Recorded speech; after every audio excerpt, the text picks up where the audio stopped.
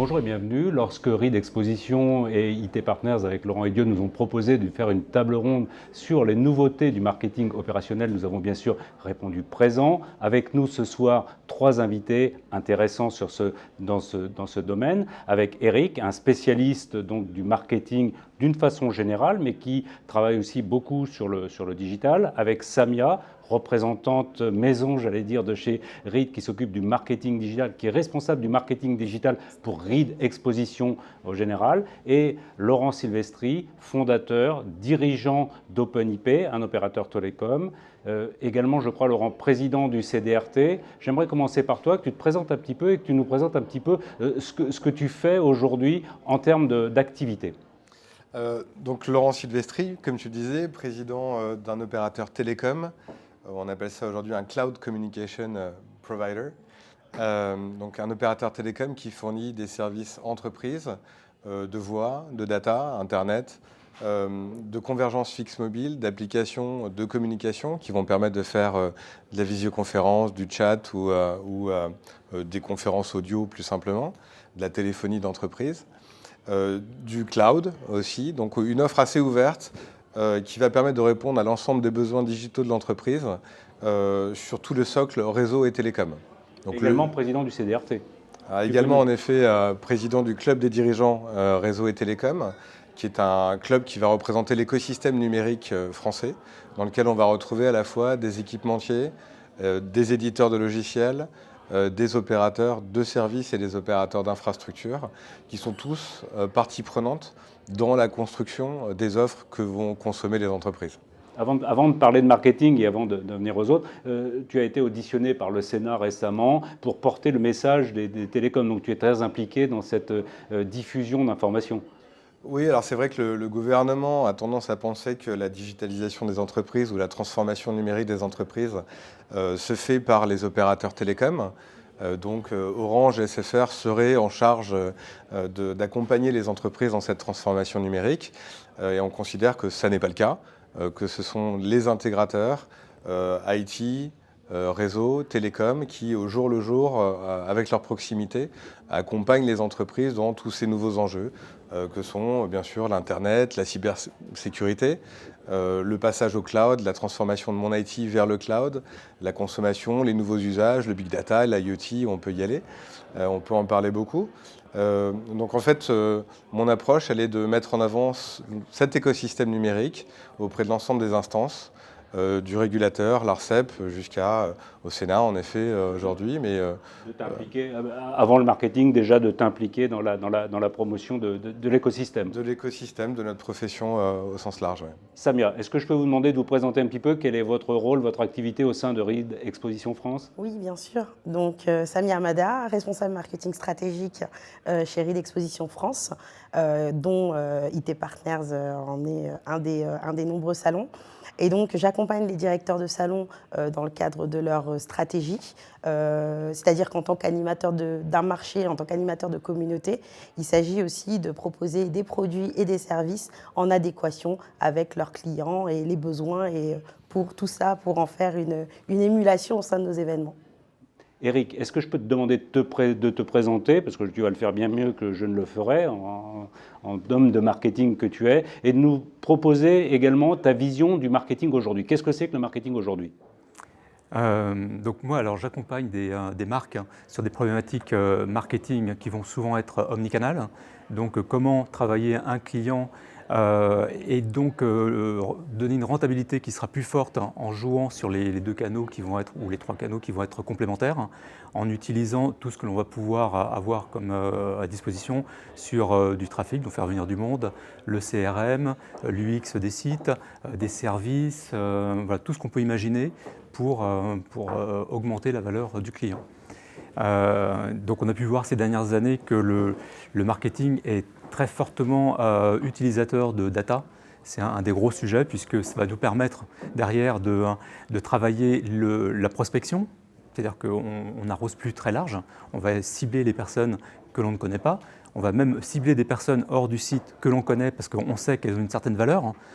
Si on estime que la valeur n'est pas très forte, on va les éviter, ainsi de suite. Est-ce que ça, c'est déjà du marketing digital ou est-ce que c'est l'utilisation du digital dans le marketing standard? C'est exactement ça. C'est-à-dire qu'on va utiliser le digital et la data pour travailler son marketing. Même si je n'ai pas de grosse activité sur le web, je vais avoir des données qui vont provenir d'un programme de fidélité, par exemple, ou de données que je vais capter autrement, et qui vont me permettre de travailler soit l'offre client, retravailler mon offre aussi, mon positionnement, savoir comment je peux être aussi par rapport à la concurrence, et puis idéalement travailler une offre segmentée. Donc la première chose, c'est le ciblage, ce qu'on peut noter. C'est la connaissance et le ciblage, oui.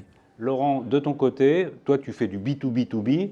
Comment est-ce que tu te positionnes dans tes activités marketing? Qu'est-ce que tu utilises concrètement dans le marketing? C'est que du digital peut-être? On a quand même beaucoup d'actions marketing auprès de nos partenaires. Aujourd'hui, on anime un réseau de 1300 partenaires. Donc on a des actions qui vont avoir comme vocation de recruter des nouveaux partenaires. Donc comment on va attirer ces partenaires de manière intuitive vers OpenIP. On va ensuite devoir leur donner des outils qui vont leur permettre d'avoir le bon marketing auprès de leurs clients, puisqu'en fait ce sont nos ambassadeurs sur le terrain et finalement nos offres sont construites pour répondre aux attentes de leurs clients et c'est le mélange de l'action du partenaire et de notre produit qui va amener le message au client. C'est du mix marketing un peu. C'est du mix marketing. Donc on va construire ce message pour eux, puisqu'on a souvent des intégrateurs qui ont un niveau marketing assez faible, pour faire en sorte qu'ils puissent être vis-à-vis de leurs clients aussi crédibles qu'un Orange ou qu'un SFR. Et puis ensuite, on a une action qui est assez forte aussi dans la génération de leads. Un partenaire, on le fidélise avant tout par du business qu'on va lui apporter. Et là-dessus, on se doit aussi de créer cette image sur le web, sur les réseaux sociaux, et faire en sorte, puisque c'est vraiment une démarche forte d'OpenIP, de créer naturellement ce flux entrant en inbound sans un investissement fort. On va parler du marketing digital. Samia, avant ça, j'aimerais que vous me parliez un petit peu de votre action en termes de marketing. Notamment, ce qui m'intéresse de voir, c'est la relation entre le digital, puisque vous êtes spécialiste du digital, et les salons qui sont quand même par essence extrêmement physiques. Alors, il est vrai qu'aujourd'hui, on est en tant qu'organisateur de salon, on est animateur d'une communauté au sein d'un événement à un instant T et qui englobe l'ensemble d'un marché. Mais aujourd'hui, l'outil digital va devenir un outil pour optimiser encore plus et favoriser cette mise en relation. Et donc, on va utiliser le digital à 3 niveaux. On a une vision vraiment 360, dans le sens où, en amont du salon, on va utiliser des outils, des solutions et des services digitaux pour optimiser la préparation à la visite, aussi bien auprès du visiteur que de l'exposant. On va utiliser aussi ces supports digitaux, ces outils, sur le salon, pour devenir non plus un many-to-many où on va regrouper l'ensemble des gens, l'ensemble de la communauté sur un lieu, mais vraiment s'assurer que la bonne personne rencontre, le bon fournisseur rencontre le bon revendeur. Et donc, on va développer des outils à ces fins-là. Et après le salon, on peut utiliser aussi le digital pour justement continuer à animer notre communauté a posteriori sur du contenu, mais vraiment, l'outil digital n'est non pas ne cannibalise pas l'événement, mais en est un outil complémentaire et qui peut nous permettre d'optimiser l'expérience de participation. Là, ce ne sont pas des outils web, c'est des outils propriétaires principalement.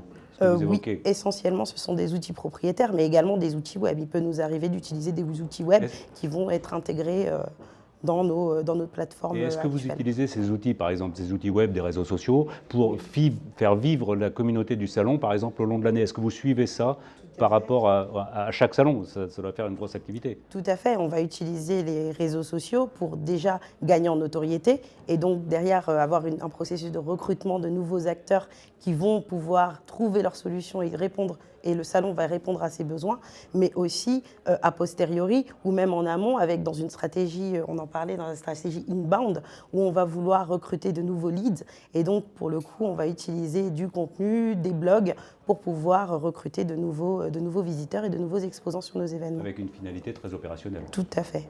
Eric, est-ce que je peux te demander de nous faire un petit point sur le web, sur l'activité marketing avec le web, notamment avec des sites web? Dans un parcours client, j'ai bien compris, omnicanal. Exactement. L'idéal, c'est de commencer par bien connaître ses parcours clients. Il n'y en a pas qu'un, il y en a plusieurs. Identifier ses points de friction, apporter des solutions qui vont Qu'est-ce que être tu appelles les points de friction? genre le paiement. J'ai un site internet qui vend à l'international. Je propose uniquement la carte bancaire. Or, en Belgique, en Allemagne, ça ne va pas fonctionner pour tout le monde.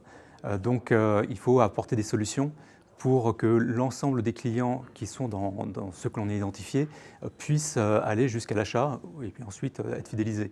Donc, c'est identifier tous les moments qui vont être des points de friction pour le client. Blocage d'achat, en fait. Oui, ça peut même être bien en avant. Ça peut être je n'arrive pas à comparer mes produits ou je n'ai pas les informations sur les délais de livraison. C'est vraiment très large. C'est donc identifier tout ce que l'on peut optimiser pour rendre l'achat plus facile. Et puis derrière, même si on va jusqu'à l'achat, essayer de capter le client ou le prospect pour, à partir des informations qu'on va collecter sur lui, essayer de retourner vers lui pour lui faire d'autres propositions et le conserver dans son écosystème. C'est une mesure de performance déjà? Oui, en fait, on va tout mesurer. On va mesurer, quand on achète de l'espace, les retours sur investissement, combien ça va rapporter en chiffre d'affaires ou en nouveaux clients. Quand je suis dans mon parcours client sur les différentes étapes du site, combien sont allés sur la fiche article, sur le panier et ainsi de suite, et identifier les pages ou les endroits où ça ne se passe pas très bien. Et puis on va faire beaucoup d'A/B tests aussi. On va tester d'autres solutions pour voir si on améliore les performances. Donc on va tout le temps être tourné sur je teste, je mesure, j'optimise. Donc c'est tout le temps des dashboards à suivre? Complètement, ouais. Alors une des difficultés aussi, c'est qu'il faut être sûr des KPIs qu'on va identifier, puisque parfois on va au plus facile et en fait on a des mauvaises interprétations. Donc c'est pour ça le parcours client est hyper important pour être certain d'avoir les bons KPIs et avoir la bonne mesure et derrière prendre les bonnes décisions. Laurent, est-ce que toi tu suis le parcours de tes clients en B2B? Oui, alors je ne dirais pas qu'on suit tout à fait le parcours, mais un petit peu. En tous les cas, on essaie de mesurer leur expérience de nos services. On adresse des entreprises qui consomment des télécommunications et ce qu'on a essayé de définir, c'est vraiment les attentes du client final, ses points de blocage, ses points de douleur, ses points de friction peut-être. Et quelque part, ce qu'on constate, c'est que un client veut avant tout avoir un service de qualité avec un minimum de problèmes et être considéré quelque part comme un client VIP. Ce qu'on retrouve peut-être peu chez les grands opérateurs.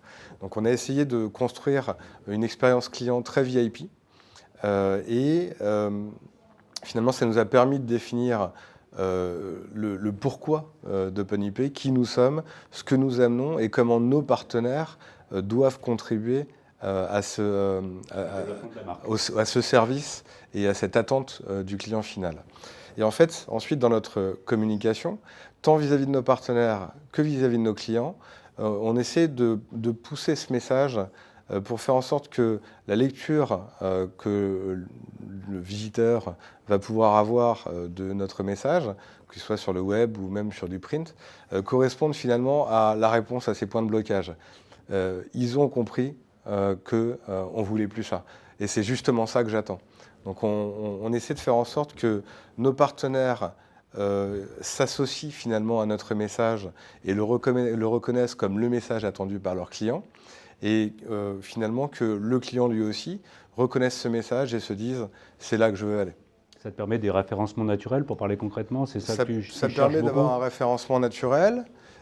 Ça permet peut-être aussi d'avoir un taux de transformation beaucoup plus fort, parce qu'au-delà du référencement naturel, où c'est vrai qu'on doit mettre beaucoup de contenu aujourd'hui sur le net, ce qu'on fait Tu mets quoi, quelle quantité de contenu, par exemple, sur le net aujourd'hui? Alors on a plusieurs types de contenus, mais on essaie de faire en sorte d'être présent partout, des référencements d'annuaires, des blogs, bien sûr, qui visent sur des contenus qui vont être ensuite poussés sur les réseaux sociaux.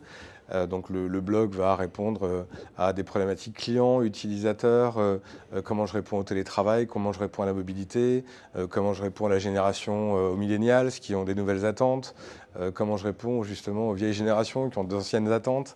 Donc on essaie de parler très agile, en fait, de sujets d'actualité en continu, de rebondir dessus, mais faire en sorte toujours que l'utilisateur puisse se dire je reconnais ce message, j'ai envie de lire le contenu parce qu'il répond à un problème que j'ai au quotidien finalement, ou une attente que j'ai au quotidien. Donc, contenu, des communiqués de presse en ligne, beaucoup. On essaie de diffuser, de faire en sorte que nos communiqués de presse ne soient pas uniquement envoyés à la presse, mais aussi diffusés sur des moyens de communication pure web, toujours pour enrichir la visibilité et faire en sorte que notre site voit beaucoup de visiteurs. Samia, est-ce que vous utilisez, vous, les micro-contenus et est-ce que vous travaillez l'identité des marques, l'identité des salons en tant que marque? Alors oui, dans la mesure où déjà chaque produit dispose de ses propres canaux de communication, aussi bien sur les réseaux sociaux que leur site internet propre. Donc oui, effectivement, la plateforme de marque existe.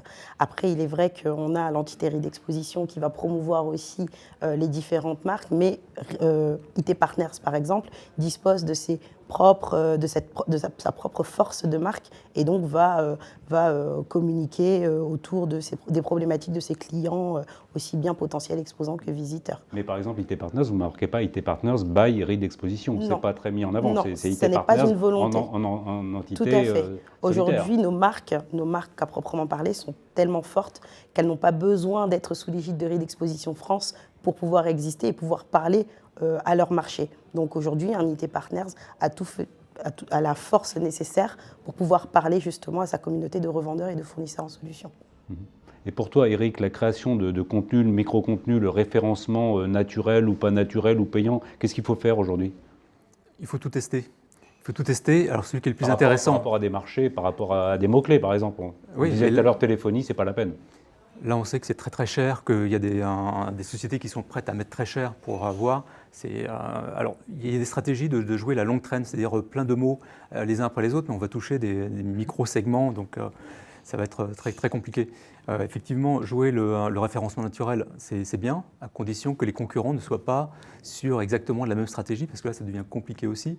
Mais en tout cas, le contenu, c'est quelque chose d'important, c'est qualitatif aussi. Entre une publicité qui sera un peu générique et un contenu qui donnera une réponse à un prospect, ce contenu qualifié a plus de chances pour convertir qu'une publicité un peu générale. Donc oui, il faut en faire. Pareil, les réseaux sociaux, les influenceurs, il faut essayer de travailler avec eux. Mais en fait, je pense que l'idéal, c'est d'essayer dans un premier temps, de toucher de différentes façons ces prospects, et puis de mesurer, et puis de travailler avec ceux qui sont les plus rentables. J'ai vu que Google a référencé maintenant même les questions. Même les questions deviennent un outil important de valorisation dans le ranking de Google. Exactement. Google aussi essaye de simplifier la vie de ses internautes en donnant tout de suite les réponses plutôt que de renvoyer sur d'autres sites qui payent ou qui sont référencés en naturel. Et parce que ça va dans le sens de je satisfais le client et je capte le client pour la suite. Samia, comment est-ce que vous suivez ça, comment est-ce que vous suivez justement les marques, vos marques sur Internet? Est-ce que vous faites appel à des sociétés externes? Est-ce que vous le faites vous-même? Comment un peu? Alors, au même titre que moi, en tant que responsable marketing stratégique, on a une cellule en marketing digital qui va apporter son expertise auprès de l'ensemble des salons et qui va agir sur une stratégie inbound, sur une stratégie de contenu et autres via leur blog.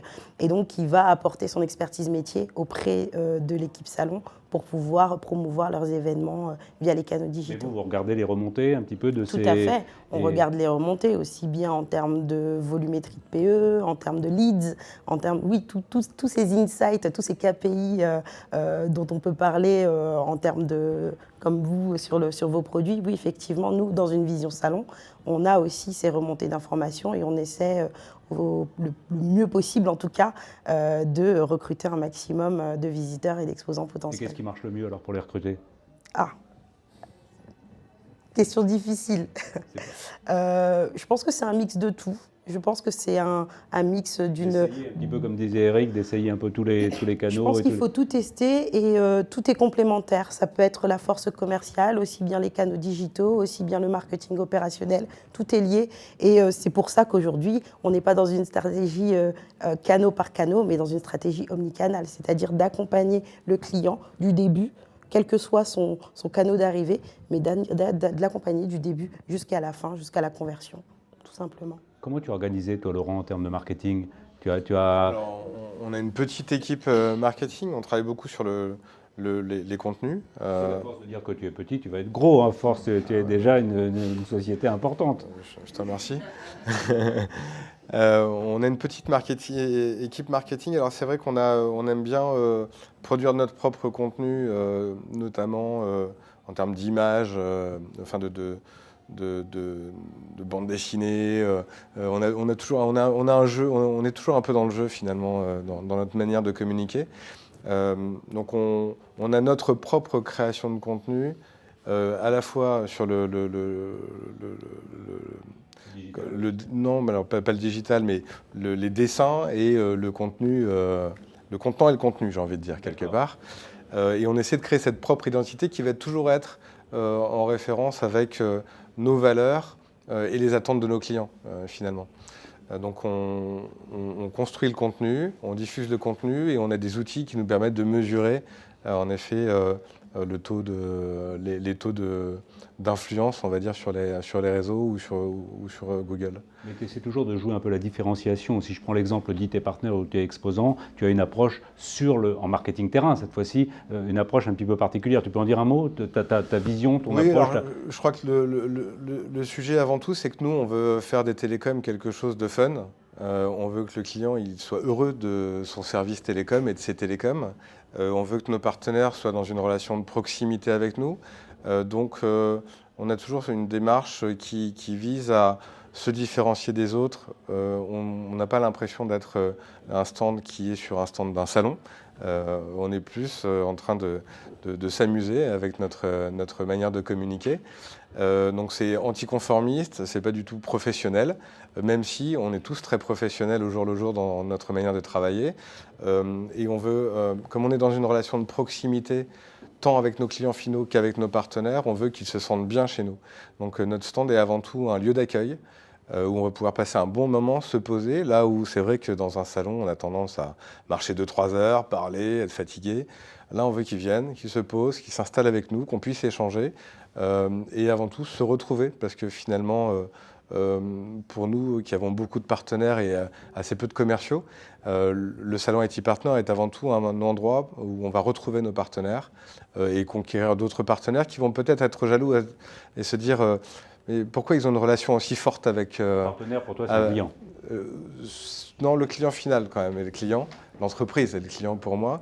Le partenaire, c'est le moyen d'atteindre le client et de construire une expérience utilisateur qui sera différente que celle d'un opérateur majeur.